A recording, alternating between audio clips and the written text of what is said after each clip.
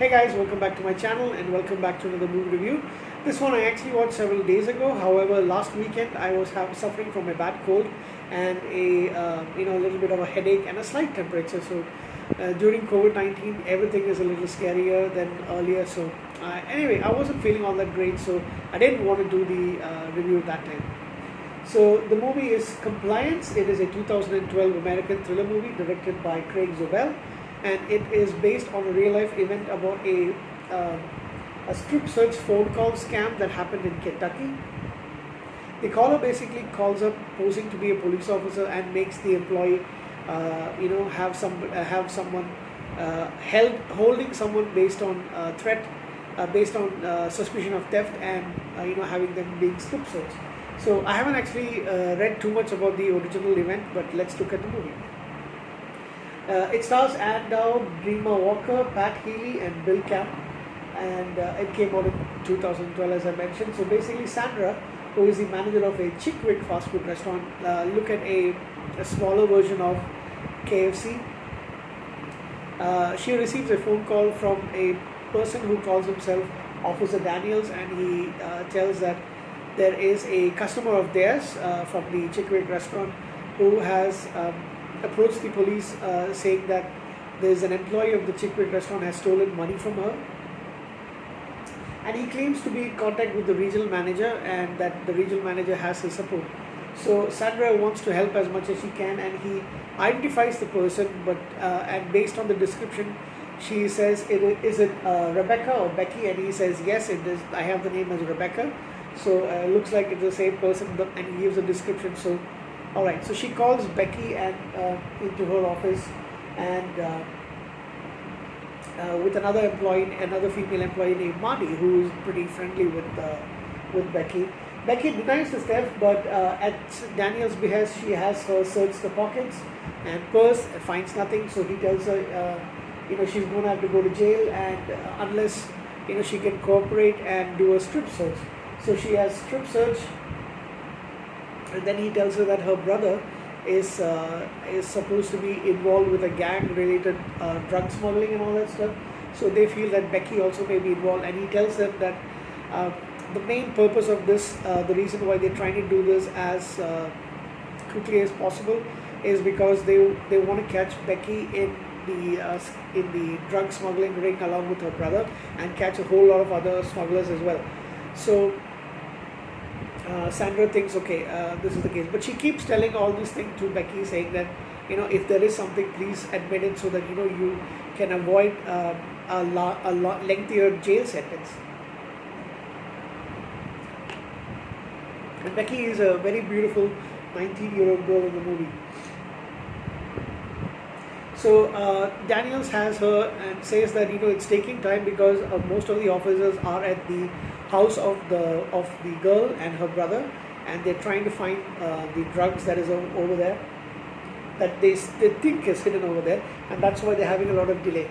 So Daniels has Sandra take Becky's clothing and puts it in a bag and puts it in her car, and he says he'll come and pick it up later. Why? Because the restaurant is really busy, Sandra needs to go out, go to the front, and also because they're a person short, and she also has she needs to have Marty as well go into the front. So she calls up a male employee to ask to watch over Becky for security reasons. However, his name is Kevin, and he kind of has a crush on her, or he's close with her. So he questions Daniel's instructions, and he's not comfortable. So Sandra has her fiance, and let me tell you, both Sandra and her fiance are around middle age. So he has a fiance, Van, or I think it is Evan, but he calls himself Van. He has him come in, and he's been drinking several beers with his friends. So he comes in and he speaks to Daniel, and he's watching Becky. Becky's naked because the clothes are in, but she's wearing an apron to cover herself. And Daniel said that you need to discipline her because she's being a little rude.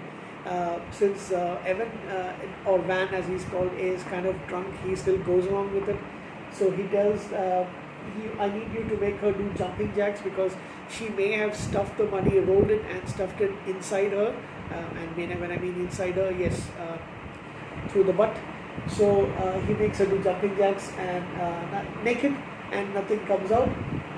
So then he tells her, under the pressure of the beers and with Daniel pushing him, he tells her, you need to put her on your knee and spank her on the bottom, and he does that.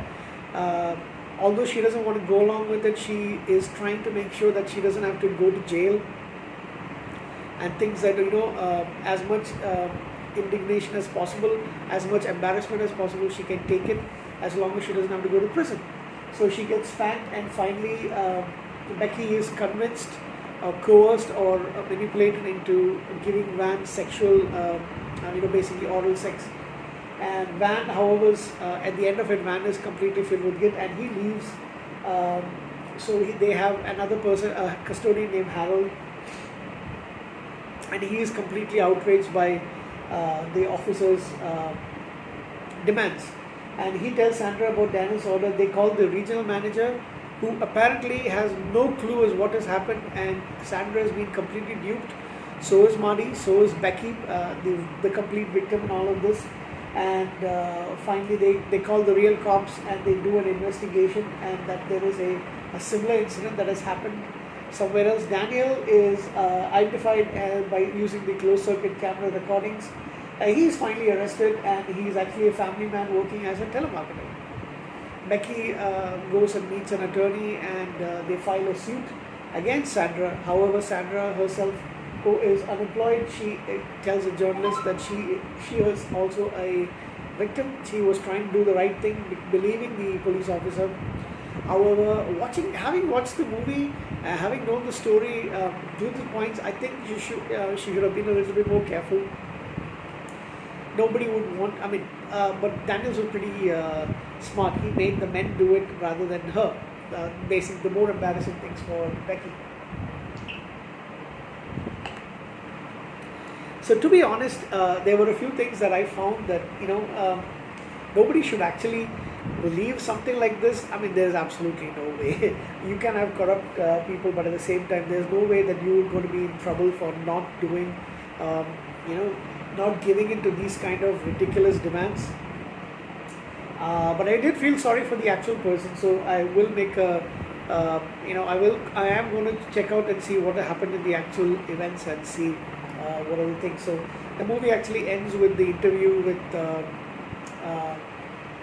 with Sandra on a television interview. She's telling her point, and she's saying that although she feels bad for Becky, she herself is a victim, having been duped, and she now has lost her job, and but she kind of flirts with the person doing the interview, and Van apparently has left her and she's gone away. They haven't spoken in a long time, so that's the movie. Ace acting, I've never, like I mentioned, I've never actually seen any of these. I don't think I know any of these actors.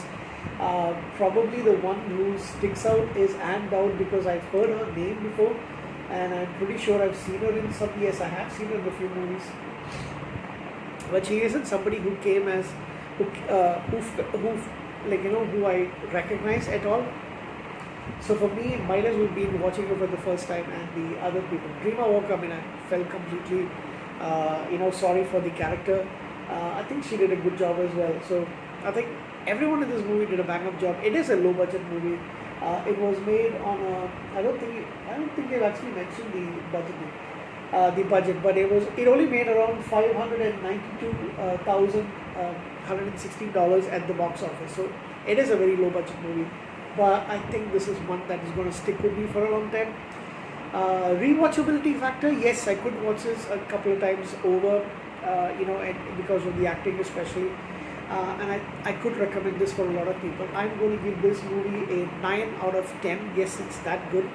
The believe it to be factor is a little less, which is why I'm actually knocking off 1 point. But yes, I actually, okay, I'm going to lower that. I'm going to put that as 8.5. But yeah, it is an awesome movie. I think you should actually watch it. This is the kind of stuff which I was never bored throughout the movie, despite the fact that there's very little action. Okay, if you want to call the sexual nature of the things action, yeah, you may. But otherwise, the way that you have my focus completely for the scam. Excuse me, I had a beer a little while ago. for that I give it an 8.5 out of 10. So thank you guys. Oops. Take care, and I'll catch you again pretty soon. Bye.